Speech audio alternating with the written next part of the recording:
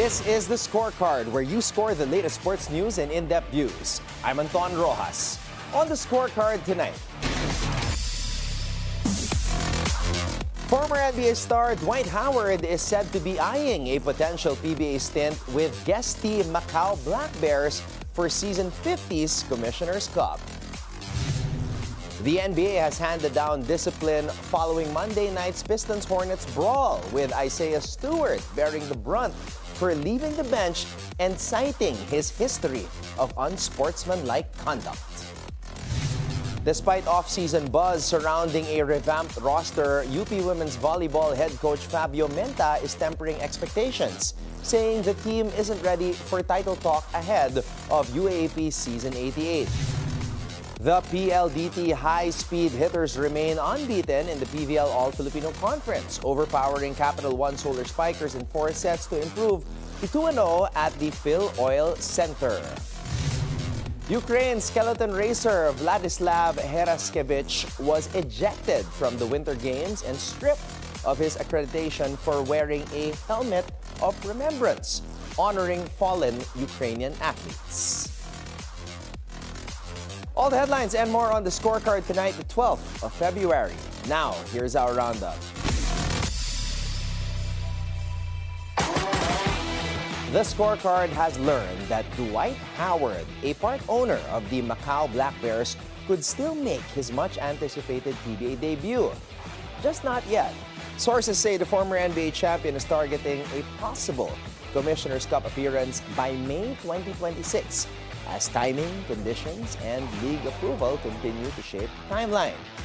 Here's Zeus Valdez with the Scorecard exclusive. Good hustle, Nelson, alley-oop, oh! Former NBA star Dwight Howard has re-entered the PBA conversation, this time linked to the Macau Black Bears, although timing and league conditions could again stand in the way. Deng trying to blow in, block. Sources told the Scorecard that Howard is considering a possible stint with the Macau Black Bears, who are set to join the PBA as a guest team for the PBA Season 50 Commissioner's Cup. However, one of the sources said Howard has made specific requests that the Philippine Basketball Association is unlikely to accommodate. Because of those conditions, the earliest possible window for Howard's appearance would be in May, well after the Commissioner's Cup opens on March 11. Arakawa gets past him, the floater. The development comes just days after the PBA officially confirmed Macau's entry as the league's 13th team for the import-laden conference. The arrangement was finalized following meetings in Macau, with PBA Commissioner Willie Marshall sealing the deal with Black Bears owner Jackie Fung. Senior league officials including Al Francis Chua and Eric Castro were also part of the discussions. Howard is no stranger to the Philippine basketball fans. The former NBA All-Star and NBA champion ended an 18-year NBA career with a Title I alongside the Los Angeles Lakers in the 2020 bubble. So the Golden Kings looking like they are going to pull away. Macau becomes the PBA's third foreign guest team since 2022, following the Bay Area Dragons and Eastern. The Black Bears' participation was approved after consultations with regional basketball stakeholders, including officials from the Asian tournament, where Macau regularly competes. An escaping Holiday, the law! Reporting for the Scorecard, I am Zeus Valdez, Bilyonaryo News Channel. The NBA has dropped the hammer after Monday night's brawl between the Detroit Pistons and the Charlotte Hornets. Isaiah Stewart received the heaviest penalty, a 7-game suspension, with the league citing his history of unsportsmanlike acts and for leaving the bench to join the fight. Charlotte forwards Miles Bridges and Musa Diabate were each suspended 4 games for fighting and escalating the altercation. Detroit center Jalen Duren was handed a 2-game ban for initiating the incident and throwing punches. The suspensions took effect immediately, capping a chaotic sequence that erupted in the third quarter and saw 4 players ejected. Meanwhile, here are the results from around the league.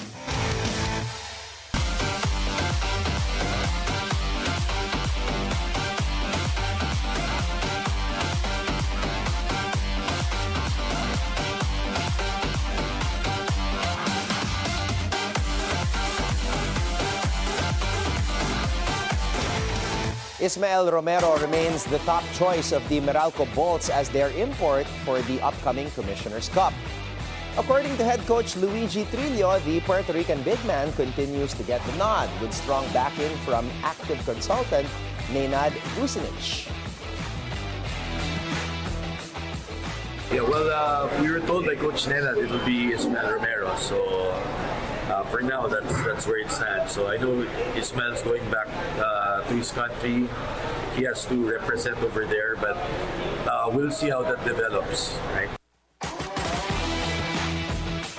This despite the controversy surrounding Romero following an on-court altercation during the Dubai International Basketball Championship, where he was seen kicking former PBA player Nick Nemusis in the head. Trillo acknowledged the incident and said Romero understands that he must be ready to face any possible sanctions should the PBA decide to impose disciplinary action once he suits up in the league.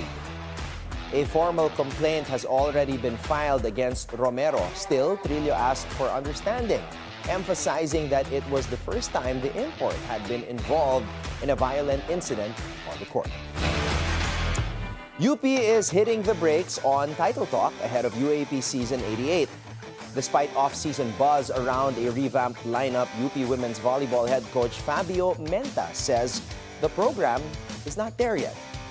Coming off 3 straight seasons in the lower half of the standings, the immediate goal is clear: get back to the Final Four. Menta also laid out the league landscape, clearly separating the contenders from the chasers.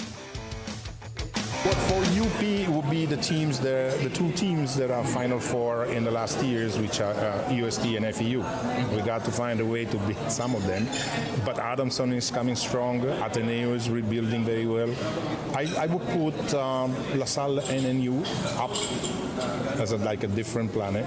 And then at least 4 teams that are fighting for those other 2 spots, which are FEU, UST, UP, and Adamson. We got to get inside there somehow. The Maroons will lean on a young core, with most of the roster still in its 2nd or 3rd year. Menta says the real test won't just be talent, but mental toughness and fully buying into a new system. The PLDT High Speed Hitters stay perfect. PLDT powered past the Capital1 Solar Spikers 25-20, 25-16, 22-25, 25-17 to improve to 2-0 in the PVL All-Filipino Conference at the Filoil Centre. After a 3rd set slip, Savvy Davison set the tone in the 4th, sparking an 8-3 start and a double-digit lead. Bella Belen fired a career-high 29 to keep Capital One in it, but PLDT's depth sealed the deal. Kiana D led the way and earned Player of the Game honors with 20 points on 52% attacking. Meanwhile, Zeus Coffee finally broke through in the 2025 PVL All-Filipino Conference, outlasting Akari in a gritty 5-set thriller 16-25, 25-18, 18-25, 25-23, 15-12 at the Filoil Oil Centre to notch its first win of the season.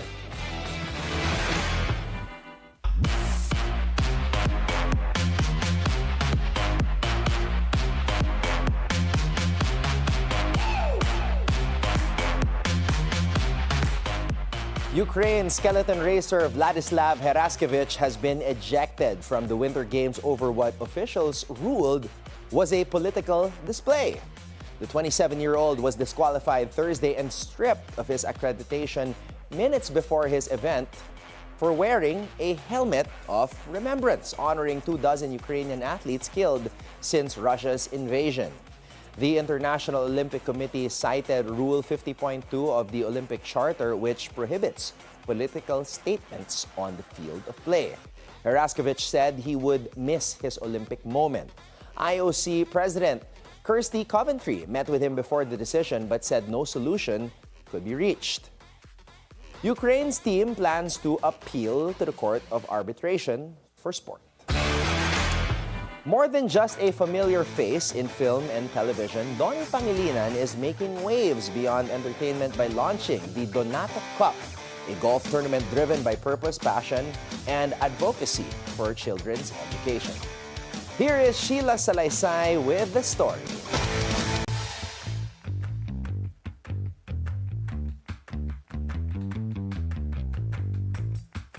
From acting on the big screen to swinging on the fairways, Donny Pangilinan proves he's more than just a showbiz celebrity.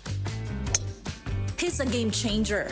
For his birthday this year, 2026, Donny launched the Donato Cup, a charity golf tournament that merges his love for sports with the mission to fund early childhood education through MovedEd.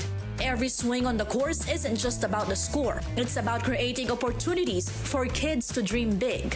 At the scenic fairways of Canlubang, the Donato Cup brought together celebrities and supporters, united by one goal: to play with heart while giving hope to young learners.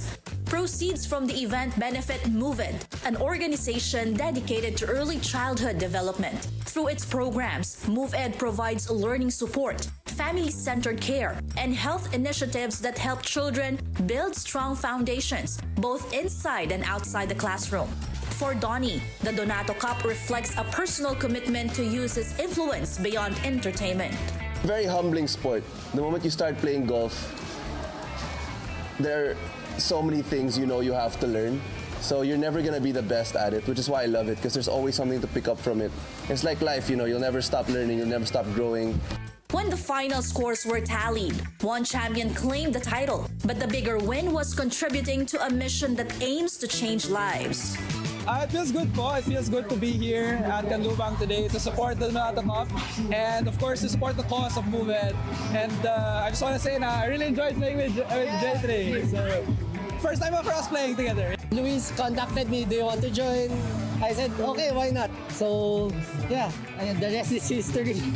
Yeah, I wasn't expecting to win. I think we were just coming out here to have fun and of course celebrate the event and celebrate the cause. Congratulations, our overall team champion!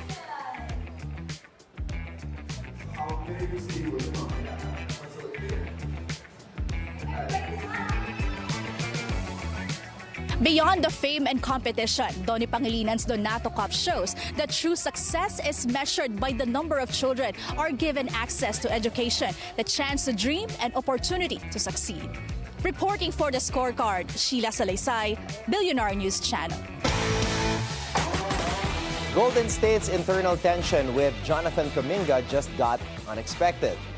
According to an ESPN report, Kuminga was called in for a December meeting with head coach Steve Kerr, expecting criticism for missing a team event. But that wasn't the only issue. Management also planned to address concerns that someone from Kuminga's camp was taking too much food from the team's family room area. Yes, actual catered food. Reports say bags and bags were allegedly being taken home, raising eyebrows inside the organization. Now, the report didn't go deeper into the matter, but Bay Area insiders say it had been a quiet talking point around the team. Who was responsible and how often did it happen remains unclear. A community college baseball team's bus crashed and overturned in a rural Iowa ditch Wednesday morning, killing one person and injuring the other 32 people on board. The Iowa State Patrol says the Iowa Lakes Community College bus was traveling on a highway near Twin Lakes, about 110 miles northwest of Des Moines, when it went off the road. No other vehicles were involved. 3 people were airlifted to trauma centers in Des Moines. The rest were taken by ambulance to 4 area hospitals, according to Calhoun County emergency officials. The Iowa Lakes baseball team, 1-3 on the season, had been scheduled to play a 4-game series at North Arkansas College starting Thursday. Those games have been canceled. The Iowa Community College Athletic Conference says it is heartbroken and offered thoughts and prayers. The cause of the crash remains under investigation. When we return, 1 year after joining the Lakers in a blockbuster trade from the Mavericks, Luka Doncic's debut hasn't yet shifted the balance of power in the Western Conference. Sports analyst attorney Ed Tolentino will examine the Lakers' campaign for the remainder of the season when we return right here on The Scorecard.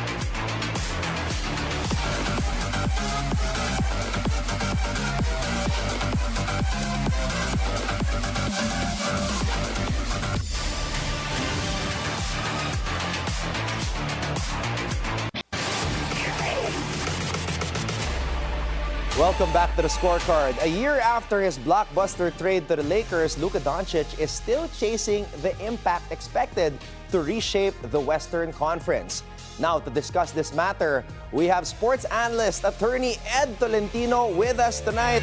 Partner, good evening. And I think this might be the first time that we are not talking about boxing on the airwaves. NBA naman ang ating topic ngayong gabi. Oo, medyo bagong topic ito. Although I'm a real Lakers fan, no? Going back to the Kareem Abdul-Jabbar, Magic Johnson days, I've always been following this team, itong LA Lakers. Ayun. And of course, the latest star, because we know the history of LA, they always want to acquire the biggest stars, from the Shaquille O'Neals to the Magic Johnsons, the Kobe Bryants of the world. Ngayon naman, Luka Doncic. This is a year after the AD Luka trade, and AD is no longer with Dallas. But would you say that this trade, Attorney Ed, was a success 1 year after? Hindi pa natin makita talaga yung complete na dividendo ng trade na ito, no? Although people are saying, of course, alam natin yung history ni Anthony Davis when it comes to injuries. In fact, wala rin siya ngayon, dispalinghado ngayon. So kahit pa paano, mas okay pa rin yung trade na ito.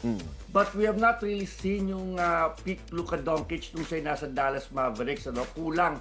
And the same problem, no, with the Lakers. They lack the capable role players to supplement yung kanilang superstars. And I do believe that the Lakers cannot wait to really rebuild itong kanilang team around Luka Doncic. And that means, of course, letting go of LeBron James, trying to get real role players who can supplement. I think ang magiging focus nila, itong Austin Reeves at saka itong Luka Doncic eventually, because Doncic is good until 2028.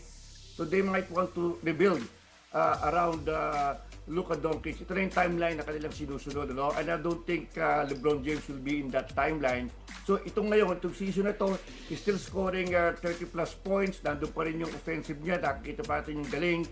But the thing is, kulang sa role players. The defense is still lacking kay Luka Doncic. They tried to bring in Marcus Smart.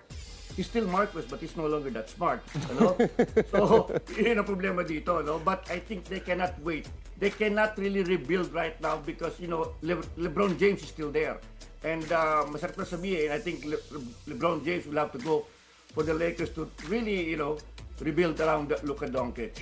Wow. So in a way, Attorney Ed, you're saying that LeBron James, at 41 years old, is holding back the Lake Show. Tama ba yun, Attorney? Yes, I do believe that. Alam mo, ang Lakers under new management, ano? I don't think there are LeBron James fans. At nakita mo naman yung testimony ni Ginny Boss, yung dating majority owner ng Lakers. Sinabi niya, medyo napika rin siya sa pakikialam ni LeBron James sa roster, management decisions. Masyado nakikialam itong si LeBron James. Yun ang konsenso sa kanya. So I think, you know, it's really difficult to rebuild. I think LeBron James, the fact na hindi na siya binigyan ng bagong kontrata ng LA Lakers, is just playing out the remaining player option of his last contract. So doon pala makikita mo na the Lakers cannot wait to move on outside the LeBron James circle and focus solely on Luka Doncic and of course Austin Reeves. Do you think, Attorney, that if the Lakers' record was better, maybe hindi ito ang conversation? Kasi kung titignan natin, medyo minalas din itong LA. LeBron was injured to start the season, and then Austin Reeves got injured. Ngayon naman, si Luka ang na-injure. So we haven't really had this big three all together for a long stretch. Tingin mo ba if at some point during the season, yung tatlo maging healthy and they go on a run, the conversation might change and people will give LeBron another chance and say, you know what, let's roll the dice on this team. Tignan natin kung kaya nila mag-champion this year. Well, that's a good point, you know. Siyempre, we cannot argue kung maganda talaga ang iyong record. You cannot argue with that. Right now, they're running at around number 6 and they're nowhere close to being championship contenders come the playoffs, ano? Yes, maaaring ganon, maaaring sabihin natin na mas mataas pa ang kanilang record, maaaring they're saying na okay, let's give LeBron James one more year, one more contract. But the thing is, right now pareho lang halos eh. Compared to last year eh, parang wala kang nakikitang pinag-iba. They tried to put in DeAndre Ayton, pero Ayton is not really clicking with the team, back to his old ways. So yes, if it was a better record, why not, ano? Hindi mo makita talaga silang tatlo. But sabi ko nga, but we'll go back to the theory ng Lakers right now under new management. Ang nakikita nila talagang hindi itong tatlo eh. Yung Reeves at saka Doncic lang eh. Yun ang nakikita nila. And they really have to start rebuilding. Yun ang tingin ko. Kahit na maganda record nila, okay, but the thing is, LeBron is still going out, in my opinion. Attorney, we all know that Luka is a star and he's just trying to find that one healthy season wherein he will become an MVP. Matagal na inaantay ng mga Luka fans kung kailan ba mag-MVP ito. But something always seems to happen. Either a guy like the Joker, Nikola Jokic, takes the MVP for him, or SGA, or ma-injure itong si Luka. There's no doubt that this guy is on his way to superstardom. But what about LeBron James, Attorney? Anong ending ang nakikita mo dito kay the King, LeBron James? Do you see him going back to Cleveland? Kasi yun ang usap-usapan ngayon, a third stint with the Cleveland Cavaliers. Yes, right now, yung pong tenure ni LeBron James sa LA Lakers is as numbered as my hairline, Anton, ano? Nakikita ko dyan. Wala na talaga. Cleveland is the sentimental choice. Sapagkat nagsimula ang kanyang karera sa Cleveland Cavaliers, siya nagbigay ng unang kampyonato dito sa Cleveland Cavaliers, and then on his 24th year next year, parang full circle ang mangyayari dito kay LeBron James. But it will not be that easy, It will not be that easy sapagkat yung sentimental, may kakibat na bayad yan. LeBron James will come at a heavy price. Sapagkat right now, over sa salary cap ang Cleveland Cavaliers, in excess of $200 billion ang kanilang payroll.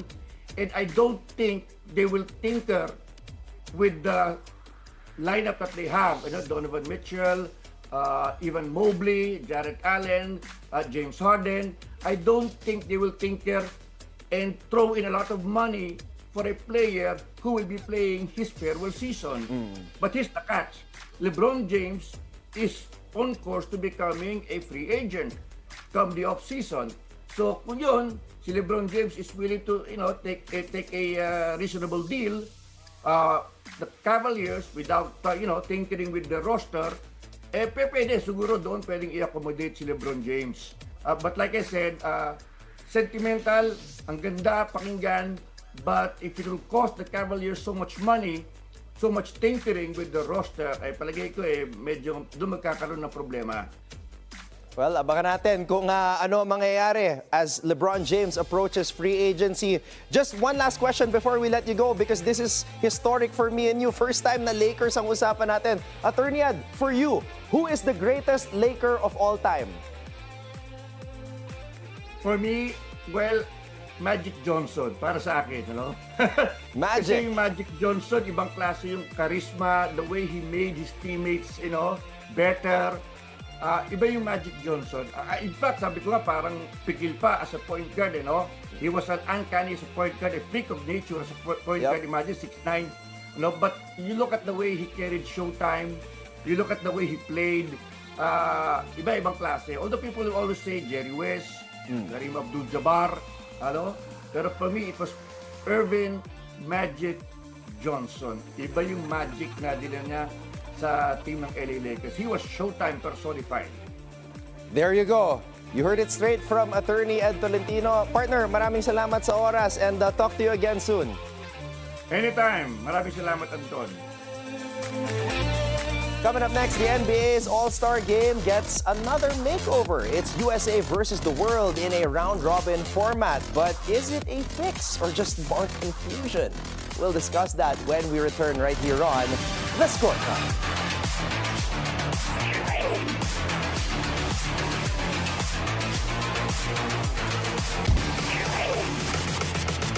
Welcome back to The Scorecard. It's time to keep your eyes on the prize.